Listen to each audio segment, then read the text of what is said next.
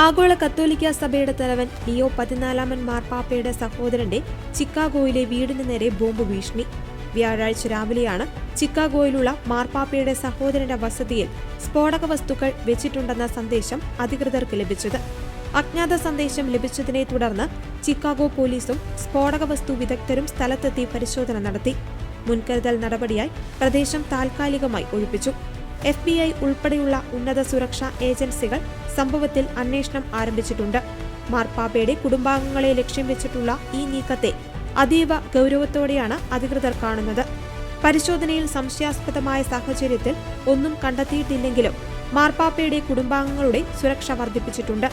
Leo 14 മാർപ്പാപ്പ African രാജ്യങ്ങളിൽ സന്ദർശനം നടത്തുന്ന വേളയിലാണ് അമേരിക്കയിലുള്ള അദ്ദേഹത്തിന്റെ കുടുംബത്തിനു നേരെ ഇത്തരമൊരു ഭീഷണി ഉണ്ടായിരിക്കുന്നത്. സഭാതലവന്റെ കുടുംബത്തിനു നേരെയുണ്ടായ ഈ പ്രകോപനപരമായ നീക്കത്തിൽ അമേരിക്കയിലെ കത്തോലിക്ക സമൂഹം ആശങ്ക രേഖപ്പെടുത്തി. സംഭവത്തിന് പിന്നിൽ പ്രവർത്തിച്ചവരെ കണ്ടെത്തുവാനുള്ള ഊർജിതമായ ശ്രമത്തിലാണ് പോലീസ്.